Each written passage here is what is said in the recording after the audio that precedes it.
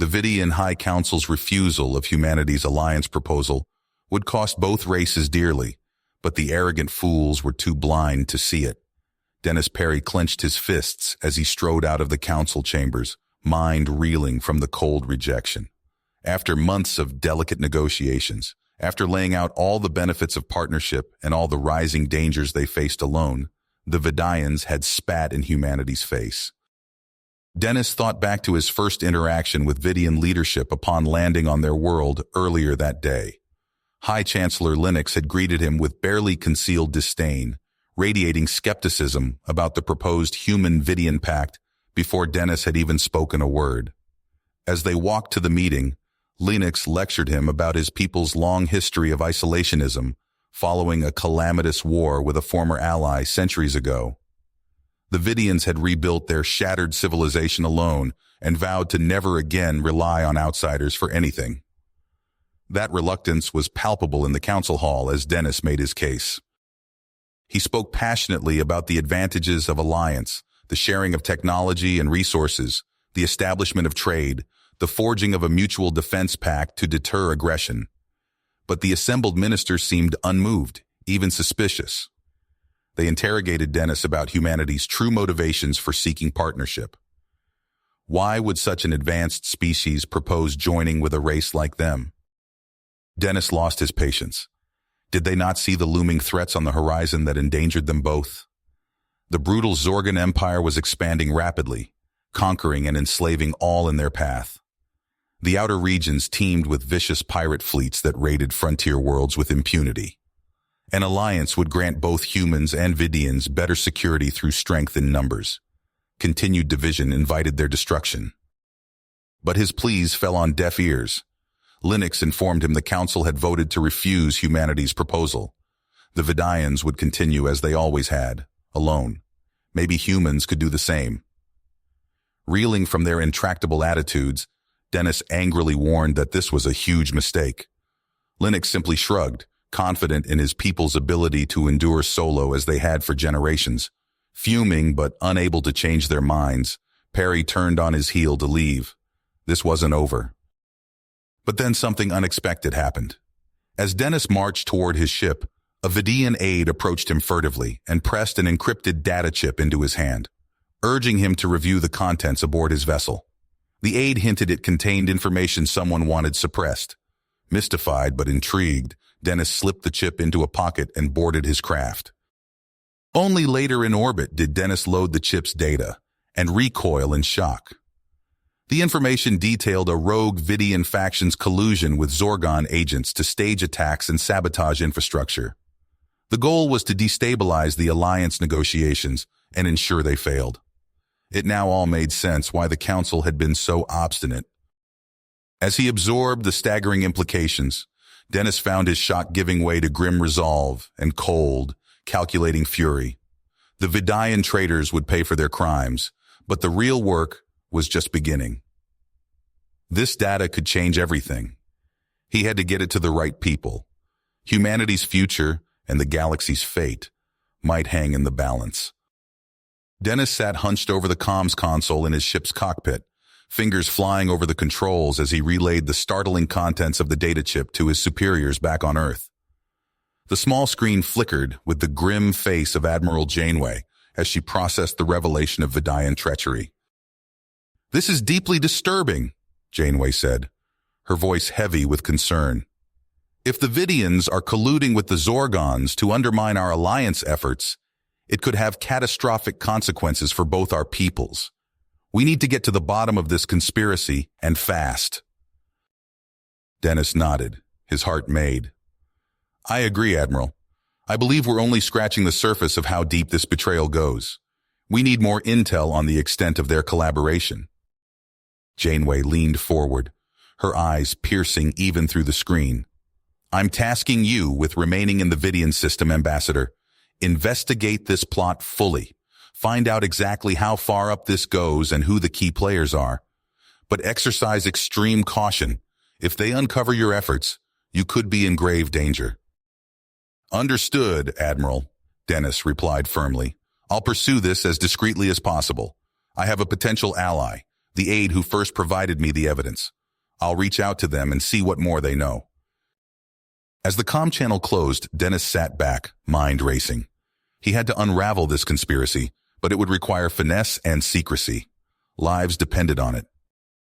Hours later, a cloaked Dennis walked briskly through the shadows of a dilapidated alley on the outskirts of the Vidian capital.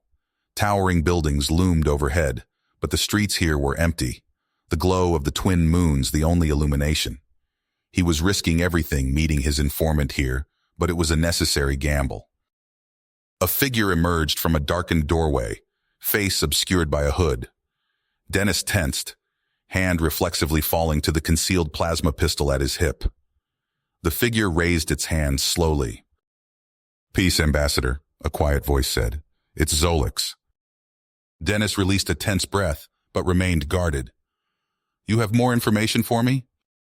Zolix nodded, glancing around anxiously before replying in a hurried whisper. "I do, and it's worse than we feared." The aide reached into his cloak and withdrew a data pad, handing it to Dennis with shaking hands. "This contains communication logs between key members of our government and Zorgan military intelligence. They're coordinating to stage attacks on Vidian targets and frame them as human aggression, sowing chaos and fear to turn our people against your alliance proposal." Dennis skimmed the logs with growing horror and revulsion. The depths of the conspiracy were staggering. Rogue Vidian officials at the highest levels of leadership, plotting with humanity's most brutal enemy, all to maintain Vidian isolation and keep their grip on power. "This is damning," Dennis murmured. "Irrefutable evidence of treason at the highest levels. It's not just a few isolated individuals, but an organized faction working with the Zorgons." Zolix nodded grimly. "And now you see why I reached out to you, why I'm risking everything to expose this. We can't let them succeed, Ambassador. The cost would be unfathomable." Dennis clasped the smaller being on the shoulder. "I can't thank you enough for your courage, Zolix. This is vital intelligence. I must get it to my superiors and the Vidian government immediately. We have to root out these traitors and hold them accountable before it's too late." Over the next several hours, Dennis worked feverishly to transmit the communication logs to Earth and prepare his evidence for presentation to the Vidian High Council. He pored over the logs, highlighting the most unambiguous examples of the conspiracy and collusion. As he worked, a plan began to take shape in his mind. Admiral Janeway contacted him, her face a mask of controlled outrage as she reviewed the materials he had sent. "This is overwhelming proof of a conspiracy, Ambassador Perry," she said firmly.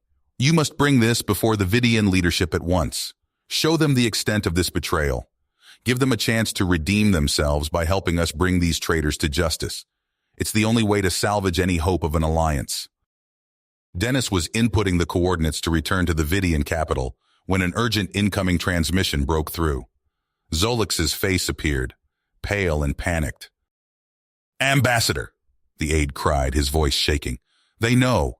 I don't know how, but the conspirators discovered I helped you. They're coming for me." A cold spike of fear lanced through Dennis's veins. If the traitors silenced Zolix, he'd lose his star witness, and the Vidian government would bury the truth forever. "Hold on, Zolix," Dennis barked. "Send me your coordinates. I'm coming to get you out of there right now. Just stay low and hidden until I arrive." Dennis gunned the engines, adrenaline surging. He had to reach Zolix before the conspirators did. The fate of billions might rest on the aide's survival. The extraction proved harrowing, but successful. Dennis and his security team managed to sneak Zolix out of the Vidian city and aboard their ship under the very noses of the traitors hunting the aide. Zolix collapsed into a chair in the cockpit, his whole body trembling as Dennis broke orbit. "Thank you," Zolix whispered hoarsely. "You saved my life." Dennis's face was etched with fierce commitment as he set course back to the Vidian capital. "Thank me by helping me finish this, Zolix. It's time we end this conspiracy once and for all." The council chamber doors burst open as Dennis strode in, flanked by his security detail. The assembled ministers and High Chancellor Linux looked up in surprise at the interruption. "Ambassador Perry," Linux said slowly, What is the meaning of this intrusion? Dennis walked straight up to the high table and slammed down a data pad in front of the Chancellor with a resounding crack. I'm here to present evidence of a conspiracy within this very council, Dennis declared loudly, his voice reverberating through the chamber. A conspiracy to collude with Zorgon agents to sabotage our alliance negotiations and keep your people locked in isolation. Murmurs of shock and outrage rippled through the gathered Vidians. Linux stared down at the datapad, his expression shifting from surprise to horror to fury as he scanned its contents. This is unconscionable, the Chancellor breathed. An unthinkable betrayal. Other ministers craned to see the evidence, gasps and exclamations rising as they comprehended the extent of the treachery. But as Dennis watched their faces, he noted that some counselors looked more surprised than others. Some even seemed unsurprised. I demand this council open an immediate investigation into this conspiracy, Dennis pressed on, that all those found complicit face swift justice for their crimes against our peoples. We must root out this corruption at once. Linux rose to his feet, visibly shaking with anger. I assure you, Ambassador, this will be pursued with the full... A thunderous boom suddenly split the air. The chamber doors blew inward, ripped off their hinges by an explosive blast. Screams filled the room as armed Vidian soldiers in unfamiliar uniforms stormed through the smoke, weapons raised. Down with the council, one of the lead attackers bellowed. Long live the new Vidian-Zorgon alliance. Time seemed to slow for Dennis as he saw the soldiers take aim at Linux and other council members. His security team was already moving, diving forward to shelter the ministers with their own bodies. Dennis himself leapt at Linux, tackling the Chancellor to the floor as a barrage of plasma fire raked the table he had been standing behind a microsecond before. And then all chaos erupted as Dennis and his team engaged the attackers in a vicious close-quarters battle. He dragged Linux behind an overturned table, shoving a plasma pistol into the Chancellor's hands before popping up to return fire. The crackling din of weapons discharges and yells of pain and fury filled the space. Everywhere Dennis looked, his people and loyal Vidian guards grappled with the assassins tooth and nail. In the heart of the maelstrom, a tall Vidian in officer's garb strode through the destruction, barking orders to the attackers. Dennis felt his blood run cold as he recognized the face from the council seats mere moments ago. It was Councillor Xandar, his expression twisted in hateful triumph. The time of Vidian isolation is over, Xandar roared over the clamor. Today, we forge a new future with the Zorgon Empire. All who oppose the new order will be destroyed. At his signal, more insurgents flooded into the chamber. Dennis and his dwindling security force fell back, herding the surviving council members into a protective ring. Even in the frenzy, Dennis registered Zolix alongside the loyalist guards, firing steadily at the attackers as they tried to get the Chancellor to safety. The battle was spiraling out of control, the seat of Vidian government devolving into a storm of plasma bolts and brutal hand-to-hand savagery. And at the center of it all, Dennis glimpsed Xandar staring back at him, eyes alight with merciless zeal, raising his rifle to aim at the ambassador's head. In that frozen instant, Dennis knew there would be no quarter, no chance for mercy or surrender. The fate of humanity, of the Vidians, perhaps even the galaxy itself, would be decided in this bloody crucible. The acrid smell of ozone and burning metal filled the air as Dennis crouched behind an overturned hover transport, plasma rifle clutched tightly in his hands. The council chamber, once a place of dignified debate, now resembled a war zone. Bodies of Vidian officials and guards lay sprawled across the floor, their violet blood pooling on the polished stone. Dennis peeked over the edge of his cover, squeezing off a series of rapid shots at the remaining insurgents. A cry of pain told him he'd found his mark. He ducked back down as return fire peppered his position, sending chunks of debris flying. "Chancellor!" Dennis shouted over the din of battle. "We need to get you out of here!" Linux huddled nearby, his ornate robes tattered and stained. The Vidian leader nodded grimly, gripping a fallen guard's weapon with trembling hands. A deafening explosion rocked the chamber as loyalist forces breached the barricaded entrance. The tide of battle shifted swiftly after that. Within minutes, the last pockets of resistance crumbled. As the smoke cleared, Dennis helped Linux to his feet. The Chancellor's eyes widened as he took in the carnage around them. "By the ancestors," Linux whispered. "How could this happen?" Before Dennis could respond, a commotion near the entrance drew their attention. A group of loyalist soldiers dragged forward a struggling figure, Counselor Xandar, his face contorted with rage. "You fools!" Xandar spat as he was forced to his knees before Linux. "You've doomed us all." Linux's expression hardened. "Take him away," he ordered. "Him and all the other traitors. They'll face justice for this outrage." As Xandar was hauled to his feet, he fixed Dennis with a hateful glare. "The Zorgan Alliance will not forget this insult," he snarled. "Mark my words, human. You and your Vidian lapdogs will pay dearly for crossing us." Dennis stepped forward, locking eyes with the conspirator. "Take your own advice, Xander," he said coldly. "The Zorgons aren't known for their mercy toward failed proxies." As the prisoners were led away, Dennis turned to Linux.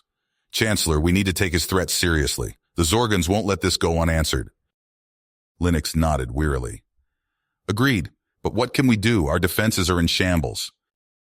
"We need to integrate our forces," Dennis said firmly. "Earth and Vidian, working as one. It's the only way we'll have a chance against a Zorgon assault." The remaining council members who had gathered around them erupted in protest. "Unacceptable," one shouted. "We can't trust the humans with our military secrets." "And what of our sovereignty?" another demanded. "We'd be little more than an Earth protectorate." Dennis opened his mouth to argue, but Linux raised a hand for silence. The Chancellor's eyes swept over the ruined chamber, lingering on the bodies of his fallen comrades. "Enough," Linux said quietly. "We were nearly destroyed from within today. Our suspicion and isolation left us vulnerable. No more." He turned to Dennis. "Ambassador, I accept your proposal. We will face this threat together." In the days that followed, Dennis worked tirelessly alongside Zolix, coordinating intelligence efforts as Earth reinforcements arrived in orbit. The mood on the Vidian homeworld was tense, a palpable sense of dread hanging over the populace. Dennis stood on a balcony overlooking the capital city, watching as streams of civilian shuttles evacuated to safer systems. Zolix joined him, datapad in hand. "Any word from our deep space sensors?" Dennis asked. Zolix shook his head. "Nothing yet, but they're coming. We both know it." As if in answer to his words, alarms began blaring across the city.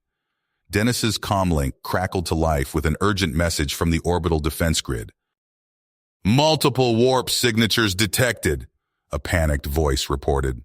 "Massive Zorgon fleet incoming." Dennis and Zolix shared a grim look before sprinting toward the command center. The battle for survival was about to begin.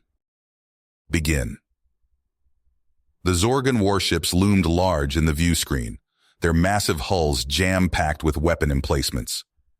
Dennis gripped the arms of the command chair as his flagship shuddered under another barrage. "Shields down to 15%, the tactical officer shouted over the din of alarms. "We can't take much more of this, sir."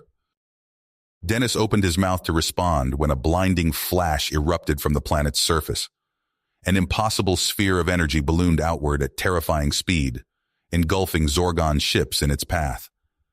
Dennis watched in awe as capital ships simply ceased to exist, erased from reality by the Singularity Disruptor's awesome power. "By God, they actually fired it," he breathed. The bridge crew stared in stunned silence as the Zorgon armada vanished before their eyes. But their relief was short-lived. The energy sphere continued to expand, now consuming large swaths of the Vidian homeworld below. "It's out of control!" Zolix cried, his eyes wide with horror. "The Singularity! It's growing exponentially!" Dennis punched the ship-wide comm. "All hands, brace for emergency warp jump. Helm, get us out of here, now!" The flagship lurched as its warp engines flared to life, barely outpacing the disruptor's deadly wake. On the viewer, Dennis watched helplessly as the beautiful blue-green world of the Vidians twisted and warped. consumed by the runaway weapon they'd unleashed in desperation. Beside him, Zolix sank to his knees. "What have we done?" he whispered. In mere minutes, it was over. Where a thriving civilization had stood, now hung a mind-bending void in space, reality itself torn asunder by the singularity disruptor. Scattered ships fled the system, carrying the last remnants of the Vidayan people. Dennis stared at the horrific spectacle, his voice barely audible. "We won, but at what cost?" The bridge fell silent, save for the muted sobs of Zolix. The Zorgans were defeated, but an entire world had paid the price. As the remaining refugee ships limped away from their ruined home, Dennis knew the true battle was just beginning, the fight to rebuild, and to ensure such a weapon would never be used again.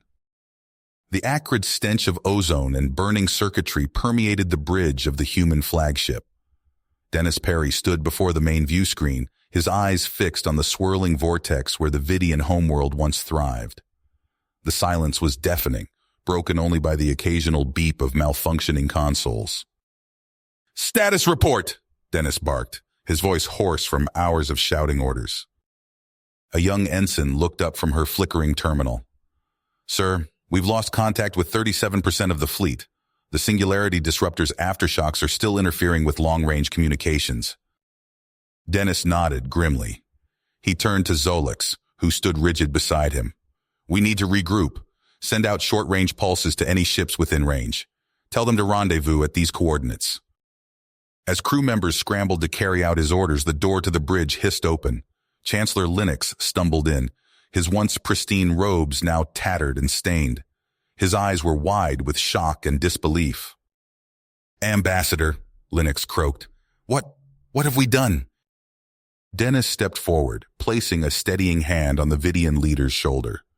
"We did what we had to do, Chancellor. The Zorgans left us no choice." Linux shook his head violently. "No choice? We've obliterated our own world. Millions, billions, gone in an instant." Before Dennis could respond, alarms blared throughout the ship. Zolix rushed to a nearby console, his fingers flying over the controls. "Multiple ships incoming," Zolix reported. "It's the remnants of our fleet, and survivors from the outer colonies." Over the next several hours, a ragtag assortment of vessels limped into formation around the flagship. Refugee ships packed beyond capacity, their life support systems straining. Military vessels with gaping holes in their hulls, held together by emergency force fields. Each new arrival brought fresh tales of horror and loss. Dennis called an emergency meeting in the flagship's war room. Linux sat at the head of the table, surrounded by what remained of the Vidian leadership. Their faces were gaunt, haunted by the weight of their newfound homelessness. "We need to face facts," Dennis began, his voice steady despite the exhaustion etched on his face. "We're in no shape to withstand another Zorgon assault. Our military strength is decimated. Our supplies are critically low." Murmurs of agreement and despair rippled through the room. Zolix stepped forward, activating a holographic display of nearby star systems. "My intelligence network is in shambles," Zolix admitted, "but we've detected Zorgon probe activity in these sectors. They're searching for us, and it won't be long before they pick up our trail." The room erupted into panicked discussion. Voices raised, accusations flew. Dennis slammed his hand on the table, silencing the chaos. "We have one option," he declared. "A blind hyperspace jump to the opposite edge of the galaxy. It's risky, but it's our only chance to escape Zorgon territory." Linux's eyes widened. "Abandon our home entirely? You can't be serious." Dennis leaned forward, his gaze intense. "Chancellor, we have no home left to abandon. Our priority now is the survival of your people." For a long moment, Linux stared at the star map, conflict evident on his face. Finally, he nodded. "Very well, Ambassador. We'll follow your lead." The next days passed in a blur of frantic activity. Every functional ship was pressed into service, stockpiling what meager supplies could be scrounged from the fleet. Fuel cells were drained, rations were cataloged, and every scrap of medical equipment was inventoried. As the final preparations were made, Linux addressed the assembled fleet. His holographic image flickered on view screens throughout the armada. "My fellow Vidians," he began, his voice thick with emotion. "Today, we embark on the most perilous journey in our history. We leave behind the ashes of our world, but we carry with us the spirit of our people." Dennis watched from the flagship's bridge as Lennox's speech continued. The Chancellor's words were interrupted by a shrill alarm. A young officer's voice cut through the din. "Sir, multiple warp signatures detected. It's the Zorgans." Dennis sprang into action. "All ships, prepare for immediate jump. Execute the blind hyperspace calculations now." The flagship shuddered as its engines flared to life. Through the view screen, Dennis watched as the first Zorgon ships emerged from warp, weapon systems already charging. "Now!" Dennis roared. "Jump now!" In a blinding flash of emerald light, the refugee fleet vanished into the depths of hyperspace, leaving behind the smoldering remains of their once proud civilization. They hurled themselves into the unknown, clinging to the faint hope of survival in the vast, uncaring expanse of the galaxy. The refugee fleet emerged from hyperspace, a ragtag assemblage of battered vessels limping through the void. On the bridge of the flagship, Dennis Perry leaned forward, his eyes fixed on the main view screen. "Scanners detecting a massive structure ahead," reported the tactical officer. "Some kind of space station." Chancellor Lennox stepped closer, his face haggard from weeks of stress. "Could it be a Zorgan outpost?" Dennis shook his head, doubtful. The architecture is unlike anything in our database. As they approached, the true scale of the station became apparent. It dwarfed even the largest ships in their fleet, its gleaming surface adorned with intricate patterns that seemed to shift and flow. "We're being hailed," announced the communications officer. Dennis exchanged a glance with Lennox before nodding. "On screen." The view screen flickered to life, revealing a being unlike any they had encountered. Its skin was a pale, iridescent blue, with multiple eyes arranged in a symmetrical pattern across its elongated face. "I am Zalthor, commander of Outpost Zeta," the alien intoned, its voice a melodious hum. "State your purpose here, refugees."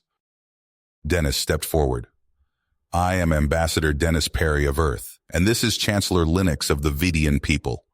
We come seeking sanctuary from a grave threat." Zalthor's eyes blinked in unison. "Approach and dock at Airlock 7.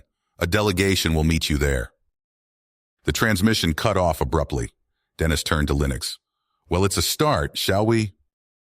Minutes later, Dennis and Lennox led a small group through the cavernous corridors of the station. The air hummed with barely perceptible energy, and strange symbols adorned the walls. They were met by a group of the blue-skinned aliens led by Zalthor himself. "Welcome to our domain," he said. "We are the Grell. Come, the council awaits." In a vast chamber, Dennis and Lennox presented their case to the Grell leadership. They recounted the fall of Vidia, the destructive power of the Singularity Disruptor, and their desperate flight across the galaxy.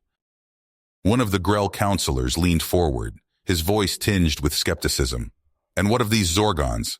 How can we be certain they won't follow you here?" Lennox's shoulders sagged. "We cannot offer such assurances. We ask only for temporary refuge while we search for a new home." The council deliberated for hours, their rapid-fire communication incomprehensible to the human and Vidian ears. Finally, Zalthor addressed them. "We will grant you temporary docking privileges while we consider your request," he said. "But be warned, we have remained isolated for good reason. We will not easily be drawn into your conflicts." Days stretched into weeks. On the refugee ships, supplies dwindled and tensions rose. Dennis paced the corridors of the flagship, his mind racing with contingency plans. Zolix approached, his face grim. "The outer patrols are reporting unusual energy readings. It could be nothing, but—" Dennis nodded. "Or it could be the Zorgans closing in. We're running out of time." Finally, after what felt like an eternity, they were summoned before the Grell Council. Zalthor's expression was unreadable as he delivered their verdict. "We will grant you sanctuary within our territory," he said. "But understand this. We will not engage the Zorgans directly. You may settle on the uninhabited moon of Nexus Prime, but you must rebuild your civilization without our direct intervention. Linux bowed deeply. We accept your terms with gratitude. The refugee fleet passed through a shimmering energy barrier, emerging into a system dotted with lush worlds. Their new home, a barren, rocky moon, loomed ahead. As they touched down on the dusty surface, Dennis watched the first prefabricated shelters being erected. Linux stood beside him, his eyes scanning the desolate horizon. "It's not much," Dennis said softly. Linux nodded. "But it's a start. We've survived this far. We'll find a way to thrive here." In the command center of the fledgling colony, Zolix huddled with his intelligence team. Holographic displays flickered with fragmented data intercepted from Grell communications. "There's something they're not telling us," Zolix muttered. "These energy readings. It's like nothing we've ever seen before." As the Vidian survivors began the long process of building a new home, questions lingered. What secrets were the Grell hiding? And would this sanctuary truly keep them safe from the Zorgon's wrath? The harsh glare of floodlights swept across the barren lunar surface as the Vidian refugees hurriedly packed their meager belongings. Dennis Perry stood at the command center's viewport, watching the frantic activity below. The acrid smell of ozone from overworked circuitry filled the air. "Ambassador," Zolix's voice crackled through the comm, "we've detected another unauthorized Grell device in the engine room of the stellar horizon." Dennis clenched his fists.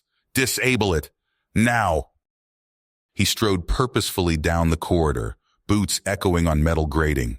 Crew members pressed themselves against the walls to let him pass, their faces etched with fear and uncertainty. In the main hangar, Dennis confronted Zalthor. The Grell commander's multiple eyes blinked in rapid succession. "What is the meaning of this?" Dennis demanded, holding up one of the alien devices. Its smooth surface pulsed with an eerie blue light. Zalthor's tendrils waved dismissively. "As I've explained, Ambassador, these are merely observer modules." "Yes, I remember your convenient explanation." Dennis's voice dripped with sarcasm.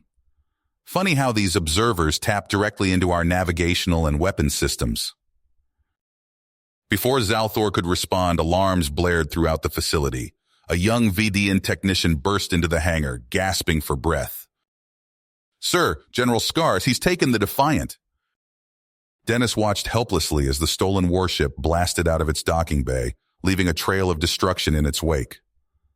Through the force field, he glimpsed the bodies of fallen Grell security officers floating in the vacuum of space. Chancellor Linux's hologram flickered to life beside them, his face ashen. "This is madness! Zalthor, I assure you, we had no knowledge of this plot." The Grell commander's eyes narrowed to slits. "You have one planetary rotation to surrender Scar and his accomplices. Fail, and you will all be expelled from our territory." As Zalthor stormed away, Dennis turned to Linux. "We need to contact Scar. Maybe we can reason with him." Hours later, in a secure communications room, Dennis and Linux received Scar's transmission. The general's scarred face filled the screen, his eyes blazing with defiance. "I will not be handed over to these aliens like some common criminal," Scar spat. "The Grell cannot be trusted. We must fight." Linux leaned forward, his voice pleading. "General, please. You're endangering everything we've worked for. Return now and we can—" The transmission cut off abruptly. Dennis slammed his palm against the console. "Damn it!" Over the next few days, tension gripped the Vidian settlement. Grell security vessels prowled the system, hunting for Scar's ship. In hushed corners and shadowy alcoves, whispers of support for the renegade general grew louder. Zolix's intelligence team worked tirelessly, monitoring Grell communications and relaying coded messages to Scar. Dennis paced the command center, dark circles under his eyes from lack of sleep. A thunderous explosion rocked the station. Alarms screamed as reports flooded in. Scar had ambushed a Grell cruiser, leaving it a burning hulk. Within minutes, the mood shifted dramatically. Grell troops poured into the settlement, their weapons trained on bewildered Vidians. Zalthor's voice boomed over the loudspeakers. Your time here is at an end. You will depart immediately or face annihilation. Dennis raced to the central plaza, where Zalthor stood surrounded by heavily armed guards. Please listen to reason. We're not responsible for Scar's actions. The Grell commander's eyes flashed with barely contained rage. You brought this conflict to our doorstep. Now leave before we decide to eliminate the threat entirely. With no other choice, Dennis gave the order to evacuate. Vidian ships lifted off from the lunar surface under the watchful eyes of Grell gunships. As they prepared for the blind jump that would hurl them once more into the unknown, Dennis couldn't shake a gnawing worry. Zolix, he called out. Any sign of Scar's ship? The intelligence officer shook his head. Nothing, sir. It's as if they vanished. Dennis stared at the swirling vortex of the jump point ahead. They were leaving behind their sanctuary, but he couldn't shake the feeling that this was nowhere near the end. Somewhere out there, Scar was waiting. A loose end that threatened to unravel everything they had fought so hard to preserve. The swirling vortex of the jump point faded, replaced by an endless expanse of inky blackness. On the bridge of the flagship, warning klaxons blared as systems struggled to reorient after the blind jump. Dennis gripped the command chair, his fingers tightening. Status report! The tactical officer's fingers flew across his console. Sensors coming back online. We've emerged beyond the galactic rim, sir. A hush fell over the bridge crew as the main view screen flickered to life. Where they expected to see the familiar tapestry of stars, there was only a yawning void punctuated by the faintest pinpricks of distant galaxies. My God, Dennis breathed. We've jumped clear out of the Milky Way. Chancellor Linux stumbled onto the bridge, his face ashen. What have you done, Perry? Where are we? Before Dennis could respond, the communications officer called out. Sir, we're picking up distress signals. It's the rest of the fleet, or what's left of it. One by one, surviving ships checked in. Each report painted a grimmer picture. Critical systems damaged, supplies running low, crews on the verge of panic. Ambassador, Zolix's voice crackled over the comm. Long-range scans are detecting a ship bearing Vidian markings. It's Scar's warship. Dennis's expression resolute. Hail them. Scar's scarred visage filled the view screen, his eyes gleaming with barely contained rage. So, Perry, your recklessness has doomed us all. We had no choice, Dennis shot back. The Grell were... Spare me your excuses, Scar snarled. Thanks to you, we're stranded in this wasteland with dwindling resources. Linux stepped forward. General, please, we must work together if we're to survive. Scar's laughter was cold and bitter. Survive? Look around you, Chancellor. We're already dead men walking. The transmission cut off abruptly. Dennis turned to his senior staff, their faces etched with exhaustion and fear. Options, he demanded. The science officer cleared her throat. Sir, we've detected trace energy signatures consistent with inhabited systems. They're faint, but it's possible there are outposts or colonies out here on the galactic fringe. How long to reach them? Linux asked. At our current fuel levels, on weeks, maybe months. Dennis paced the bridge, his mind racing. And if we attempt another jump? The chief engineer shook his head. The drive cores are already strained to the breaking point. Another blind jump could tear the ships apart, if we don't end up scattered across intergalactic space. A tense silence fell over the bridge. Dennis stared out at the vast emptiness beyond the view screen, acutely aware of the weight of countless lives hanging in the balance. Plot a course for those energy signatures, he ordered. We'll make for the nearest one and pray we find something, anything, that can help us. As the battered fleet limped forward into the unknown, Dennis couldn't shake the gnawing dread in his gut. Somewhere out in that cosmic abyss, Zorgon and Grell probes were already on their trail. It was only a matter of time before their pursuers caught up. And when they did, the refugees would have nowhere left to run. The flagship shuddered as it emerged from the blind jump, systems groaning under the strain. Dennis Perry steadied himself against a console, blinking away the disorientation. "Report," he barked. The tactical officer's fingers flew across holographic displays. "Sir, we've detected a rogue planet. Atmosphere, breathable. Minimal biosigns, but it's habitable." Dennis locked eyes with Chancellor Linux. The Vidian leader nodded grimly. This desolate world might be their only chance. "Begin landing procedures," Dennis ordered. "We need to—" An alarm blared, cutting him off. The communications officer's face paled. "Incoming transmission. It's General Scar." Scar's scarred visage filled the main view screen, his eyes glinting with malice. "Surrender now, or I'll blast you out of the sky. This world is mine." Linux stepped forward, his voice steady. "You're making a mistake, General. We must work together if our people are to survive." Scar sneered.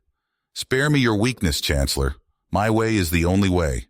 It's gotten us this far, hasn't it?" Dennis clenched his fists. "We won't bow to your threats, Scar. Meet us for negotiations, or we'll consider this an act of war." The general's laughter was cold. "So be it." The view screen went dark. Dennis turned to Zolix, his expression grim. "Prepare for battle. We need to get our people on that planet." Alarms blared throughout the refugee fleet as Scar's fighters swarmed from his warship. Dozens of sleek, deadly craft streaked towards the vulnerable transports beginning their descent. In the flagship's hangar bay, Dennis strapped himself into the cockpit of an interceptor. "All wings, form up. Protect those transports at all costs." The battle erupted in a furious tangle of laser fire and explosions. Dennis's Earthships engaged Scar's warship in orbit, exchanging salvos that lit up the inky void. Below, Rebel and Loyalist Vidian fighters clashed in a desperate struggle for aerial supremacy.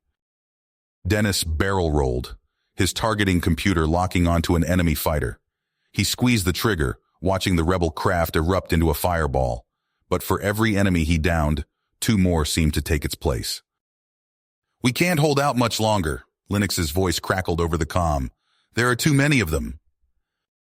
Just as hope seemed lost, a series of explosions rippled through Scar's fighter squadrons.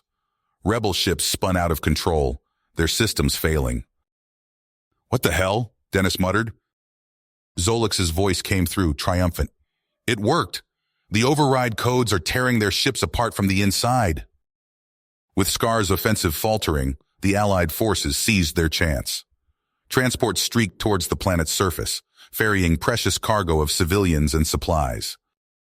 As the first outpost took shape on the barren world below, Dennis allowed himself a moment of relief. But it was short-lived. "Sir!" The sensor officer's voice was tight with fear. "Long-range scans are picking up multiple signatures. Zorgon warships. They're on an intercept course." Before Dennis could process this, another alarm sounded.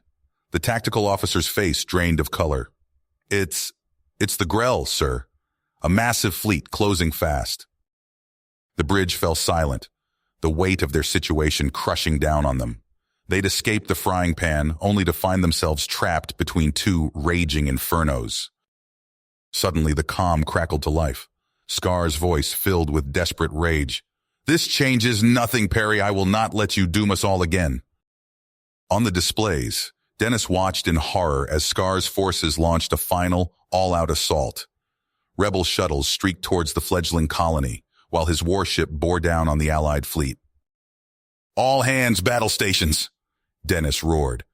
"We didn't come this far to die now.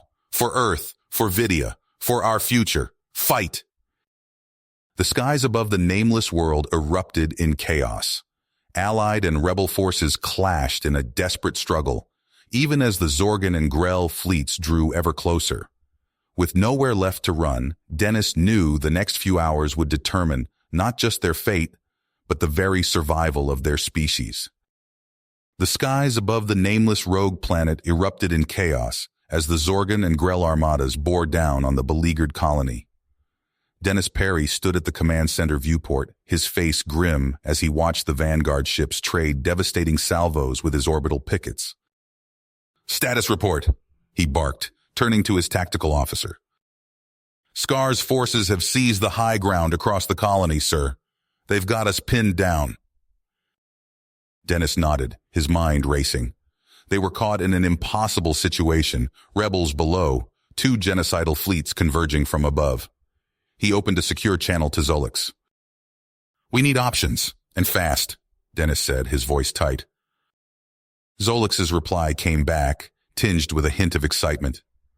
"I may have something, sir. Those Grell infiltration codes we captured. I think I can use them to sabotage Scar's warship." "Do it," Dennis ordered without hesitation. Moments later, a series of explosions rocked Scar's mothership. Its main drive sputtered and died, weapons systems going dark just as they prepared to unleash hell on the Loyalists below. "All ships, concentrate fire on Scar's vessel," Dennis commanded. Earth ships pummeled the crippled warship mercilessly. On the ground, Scar's voice crackled over intercepted comms, filled with rage. "All units, attack! Overrun the colony before reinforcements arrive." Wave after wave of rebel Vidian soldiers surged forward, their armor grinding across the harsh terrain. Loyalist defensive lines buckled under the onslaught. In the command bunker, Chancellor Linux coordinated a desperate counterattack. Suddenly, a deafening explosion shook the bunker. Debris rained down as acrid smoke filled the air. Dennis watched in horror through a damaged feed as medics rushed to Linux's side, the Vidian leader's body broken and bleeding. "Zolix!" Dennis shouted into his comm. "Linux is down! Rally the Loyalists and hold that line!" Above the blood-soaked killing fields, Loyalist gunships dueled with rebel fighters in a frantic dance of death. Dennis led a platoon of Earth Marines up a steep hill, pulse rifles blazing as they fought to secure a vital overlook.